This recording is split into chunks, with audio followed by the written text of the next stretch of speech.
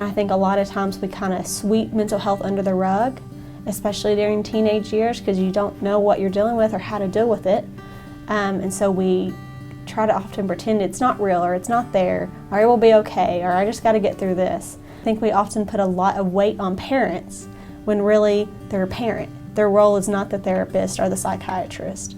One thing I always told my parents is, it's not your fault. Like that shame and guilt as a parent you feel when your child's struggling. Because as a parent, you want to protect your child. You want to help them. You want to guide them. It is not their role to bear the weight of their child's behaviors. And so really getting the parent the help, getting in family therapy, but that parent to continue to remind themselves that this isn't my fault. How do I get help for my child? But how do I also not make it to where I feel shame and guilt for what's going on with my child? I think we often focus on major traumas, but we don't focus enough on day-to-day small traumas. It affects how we respond to a situation, how we think about ourselves, our self-esteem. When we don't get to the root of the reason, find out why this is happening, it's really difficult to treat it and support the person and guide them through healing.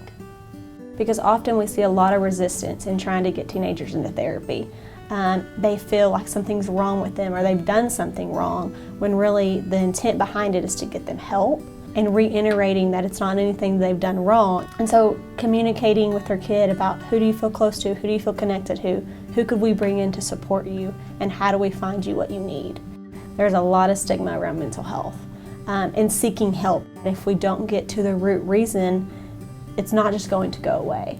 There is healing and help on the other side, and reaching out may be the best thing that they can do for themselves. If you would like to learn more about what help is available for mental illness, visit suicidepreventionlifeline.org or call 1-844-763-0198. If you're in crisis and are contemplating suicide, please call 1-800-273-TALK